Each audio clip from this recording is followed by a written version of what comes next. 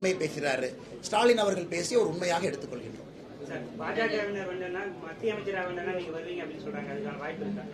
தமிழ்நாட்டில் இருக்கணும்னே 2026 உனக்கு கொட்டத்தில் அடக்கி ஓட உடனே அதுக்காகத்தான் வந்திருக்கேன்.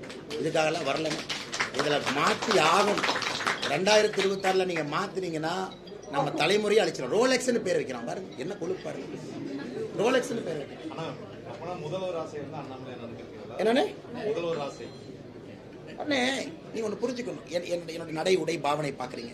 எங்கேயாச்சும் எனக்கு பவர் மேலே ஆசை இருக்கிற மாதிரி உங்களுக்கு தெரியுதா? பவர் மேலே ஆசை இருக்க யாராச்சும் இப்படி பேசுவாங்க? அப்படியே பேலன்ஸ் பண்ணி நைஸா மாண்புமிகு எனக்கு தெரியும். நாளைக்கு என்ன நடக்கும்னு யாருக்கு தெரியாது. இந்த கட்சி மேலே அட்டாக் பண்ணா ஐயோ நாளைக்கு கூட்டணிக்கு வருவாங்க, இந்த கட்சி மேலே அட்டாக் பண்ணா இவன் கூட்டணிக்கு வருவான், இந்த தலைவர் நாளைக்கு செட்டிங் போட்டுக்கலாம் நாம ஜெயிக்கிறதுக்கு, இந்த தலைவர் இப்படி செட்டிங் போட்டுக்கலாம். நான் ஸ்ட்ரெயிட்டாக அடிக்கிறேன். அப்படி தான் நான் பவரில் உட்காரணுங்கிற ஆசை இருக்கிறவர் பேசுவானா? எந்த எதிர்மறையும் எதிர்கொள்வதற்கு தயாராக யாரை விட்டு வைக்கலையானா? பொலிட்டிக்ஸ்ல எனக்கு